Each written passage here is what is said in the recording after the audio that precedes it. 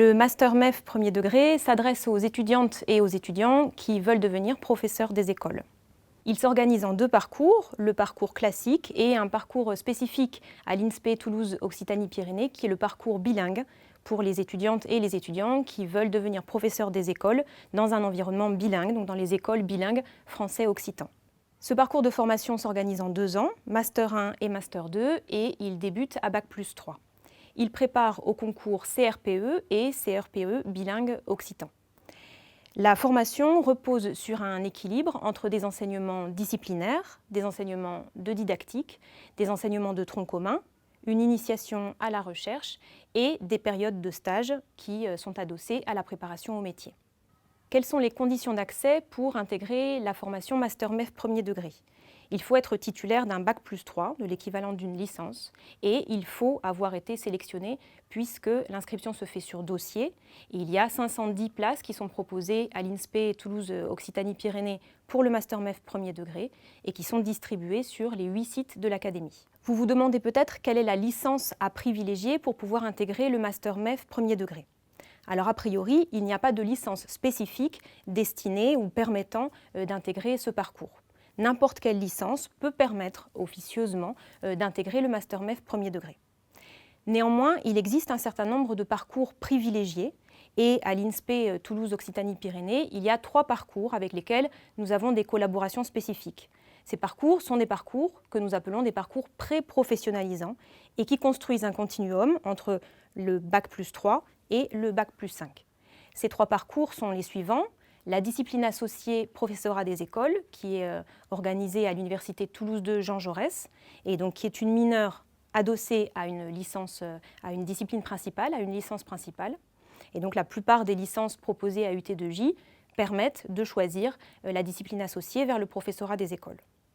Le deuxième parcours, c'est celui qui est proposé par l'université Paul Sabatier à Toulouse, donc Toulouse 3, qui s'organise en 3e année de licence uniquement, dont l'accès se fait sur dossier, et qui se nomme le parcours disciplinaire orientation professorat des écoles, PPE. Le 3e et dernier parcours avec lequel nous avons des collaborations spécifiques, c'est l'orientation vers le professorat des écoles, VPE, qui est proposé par l'université Jean-François Champollion à Albi et qui se déroule en 2e année et en 3e année de licence, donc L2 et L3, et qui fonctionne un peu sur le même modèle que celui de l'université Toulouse 2 Jean Jaurès, c'est-à-dire qu'on a le choix d'une licence principale et ensuite des options qui constituent ce parcours pré-professionnalisant. Alors, comment décrire en quelques mots ou en quelques expressions clés la formation qui est proposée dans le Master MEF premier degré ? Eh bien, on pourrait dire tout d'abord qu'il s'agit d'un parcours professionnalisant, c'est un mot-clé. J'utiliserai aussi le terme de pluridisciplinaire, voire d'interdisciplinaire, dans la mesure où la formation du Master MEF premier degré prépare au métier de professeur des écoles, qui est un métier de polyvalence. Il s'agit bien d'enseigner une diversité de disciplines, de matières, à des élèves d'école maternelle ou d'école élémentaire.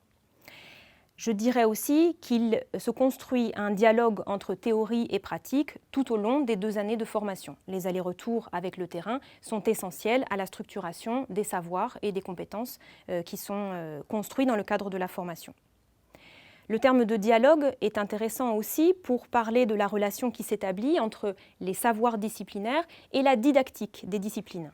Il s'agit à la fois de maîtriser des savoirs dans telle et telle discipline, mais aussi de construire des compétences pour savoir comment on enseigne telle ou telle discipline à un élève de cycle 1, un élève de cycle 2 ou un élève de cycle 3.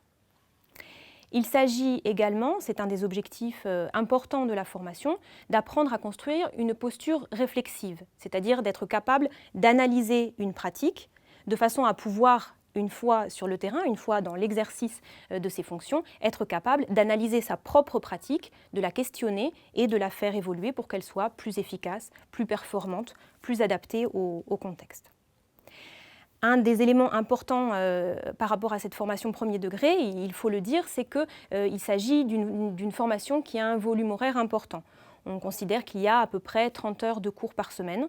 Donc c'est une formation dense qui prépare à un concours et c'est un élément à prendre en compte avant de s'inscrire dans cette formation. Enfin, parmi ces expressions clés, je parlerai de l'équipe des formateurs, de l'équipe pédagogique, qui est une équipe qui se caractérise par le fait qu'elle est pluricatégorielle. Les étudiantes et les étudiants vont avoir en face d'eux parfois des enseignants-chercheurs, parfois des enseignants du premier degré, parfois des enseignants du second degré, parfois des maîtres formateurs, et cette richesse de statuts contribue à la qualité de la formation. Le Master MEF premier degré se déroule sur 8 sites qui correspondent aux 8 départements de l'académie. Sur ces 8 sites, la formation est identique. Les équipes de formateurs sont des équipes académiques qui travaillent les contenus, les programmes, les évaluations de façon collective et collaborative. La formation est donc la même. Ce qui change, ce sont les effectifs sur place, puisque les groupes toulousains sont des groupes avec des effectifs plus importants que sur les sites. Et c'est bien entendu l'environnement géographique d'accueil des étudiants qui sont sur les sites. Je vous disais, les effectifs ne sont pas les mêmes sur Toulouse et en région. Et quand on est inscrit dans une prépa concours, d'être sur un site où l'effectif est un peu plus réduit, c'est un critère qui est important à prendre en compte, puisque évidemment, ça garantit un accompagnement peut-être plus proche des étudiants que sur un site où les effectifs sont plus importants. La formation du Master MEF premier degré s'organise en 5 grands volets, 5 grandes facettes. La première, c'est la préparation au concours, au CRPE. Ce concours est un concours académique. Les étudiants choisissent l'académie dans laquelle ils vont passer leur concours. Les épreuves sont identiques et donc la formation qui est délivrée à l'INSPE Toulouse-Occitanie-Pyrénées permet aux étudiants de passer le concours dans l'académie de leur choix. Ils rejoindront cette académie une fois qu'ils seront lauréats du CRPE. Mais au niveau de la formation, ils peuvent la faire dans l'INSPE Toulouse-Occitanie-Pyrénées. Quand on parle de préparation au concours, on parle à la fois de préparation aux épreuves écrites et de préparation aux oraux, puisque des simulations orales, par exemple, sont proposées pour les 2 épreuves orales, Oral 1 et Oral 2. Le second volet de la formation concerne les enseignements à propos des savoirs disciplinaires et à propos de la didactique des disciplines. Les étudiantes et les étudiants suivent des cours à propos ou sur l'ensemble des matières que les élèves de maternelle et d'élémentaire seront amenés à rencontrer. Le troisième volet de la formation concerne les stages. On parlera de stages d'observation, de stages de pratique accompagnée. Les étudiants sont également amenés à étudier sur des aspects transversaux de la formation ou des aspects plus institutionnels. Il s'agit dans ce cas de formations qui sont communes à l'ensemble des Master MEF délivrés à l'INSPE Toulouse-Occitanie-Pyrénées. Ils travailleront donc, par exemple, sur le fonctionnement, les enjeux, les valeurs du système éducatif, sur les processus d'apprentissage ou la diversité des élèves, entre autres choses. Le cinquième et dernier aspect de la formation concerne la formation à et par la recherche. Il s'agit très concrètement de demander aux étudiants de rédiger et de soutenir un mémoire de recherche professionnelle à l'issue des 2 années de formation.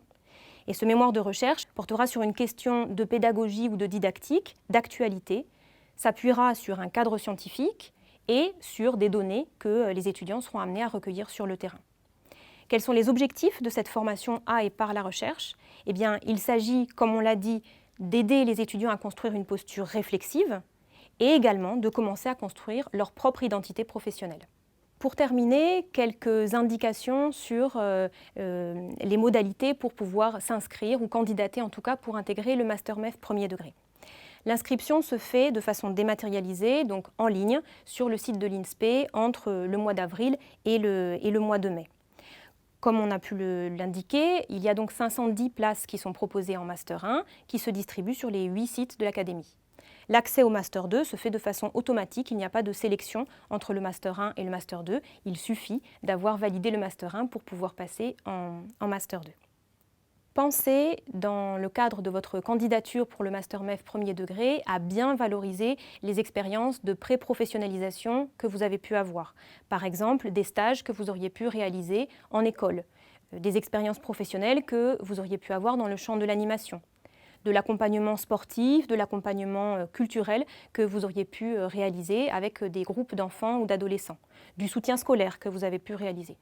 Pour chacune de ces expériences, nous vous demandons de fournir un justificatif de l'employeur ou de la structure qui vous a accueilli de façon à attester de la validité de ces expériences. Pensez également à bien classer les sites sur lesquels vous souhaitez suivre votre formation. Pour cela, un guide d'admission est présent et disponible sur le site de l'INSPE Toulouse-Occitanie-Pyrénées et vous guidera pour les différentes étapes de la candidature d'admission.